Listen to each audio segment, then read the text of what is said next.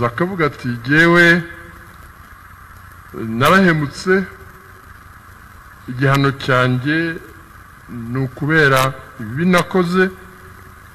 ariko mbabajwe n'uyu wagiye agira neza hose none akaba azira ishyari n'akarengane akamugirira impuhwe ntagarukire ku bubabare bwe nawe wababaraga bimugira nabi ariko ararenga agirira impuhwe Yezu aravuga ati ndababara ariko uyu nguyu we arababaje kundusha ariko kubwira mugenzi wa mucyaha ati wowe ntutinya n'Imana twebwe turazira ukuri ariko uyu nguyu ni inzirakarengane kandi yaciriwe rumwe natwe arengana none nawe uriha kumusonga niko kongera abwira Yezu ati Yezu uranyibuka igihe uzazira kwima ingoma yawe Yezu niko kumusubiza ati ndakubwira ukuri uyu munsi uraba uri kumwe nanjye mu ihirwe ry'ijuru urukundo n'impuhwe niyo nzira inyuza umuntu mu bubabare ntaheranwe n'ububabare n'agahinda bigatuma agira imbaraga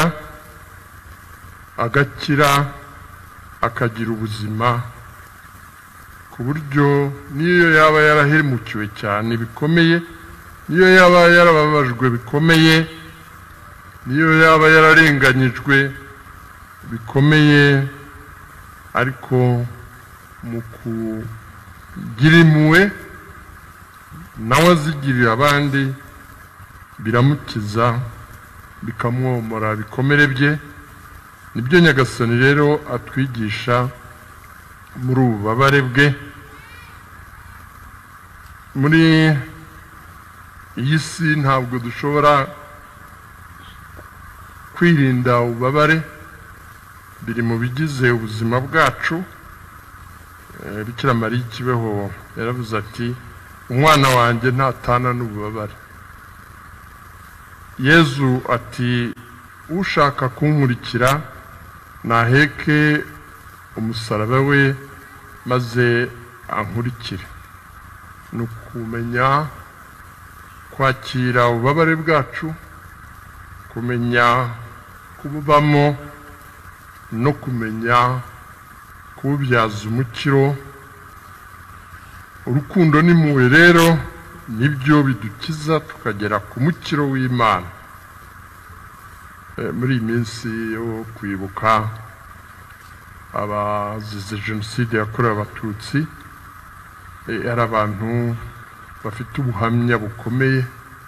bw'ibyo banyuzemo akarengane bahuye nako ariko mu kurenga ububabare bwawe nk'uyu mugira nabi ku musaraba mu kurenga ububabare bwawe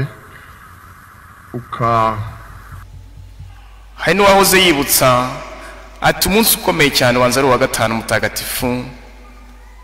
kuko ariho hari ikizamini iyo udatsinze ikizamini ntabwo wagira graduation ati burya kuri Pasika ni nkaho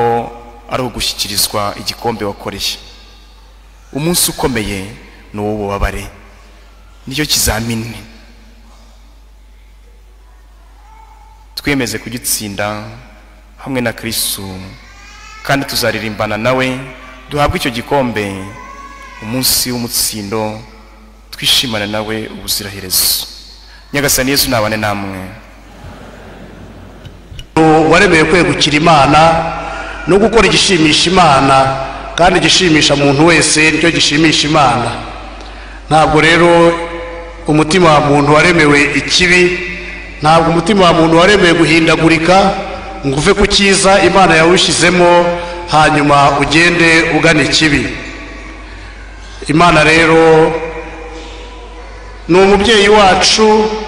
kandi yifuza ko natwe tuba ababyeyi Yesu Kristo yabambwe ku musaraba nk'uduhobera, nk'uhobera isi, ariko idashaka kumuramburira amaboko. Nk'abakristo rero twebwe twakira Imana, tuyisange, tuyihobere, hanyuma dusabe Imana kutwirukanira ikibi mu mutima, kwirukana ikibi muri iyi si yacu, maze icyo Yesu Kristo yakoze atubambirwa ku musaraba kizagerweho, buri wese akore igishoboka cyose aharanira umukiro wa muntu. Nibwo butumwa bwacu, niwo muhamagaro wacu. Yesu Kristo aratubohora ku cyaha. Twirinde rero ikintu icyo ari cyo cyose cyatuma icyaha kituganza, kituganisha ku rupfu, kuko Yesu Kristo yatsinze urupfu atuzanira ubugingo. Nibyo tugiye kuzirikana muri iki cyumweru cyose kuzageza ku munsi mukuru wa Pasika, duhimbaza izuka rya Nyagasani Yesu Kristo. Tugendane rero na Yesu Kristo, dukorane urugendo intambwe ku yindi tugana Yerusalemu, ariko tugana Imana ubwayo, Imana idushakira ineza. Iyo neza nibwo buzima bushya bukomoka ku Mana, nibwo Yesu Kristo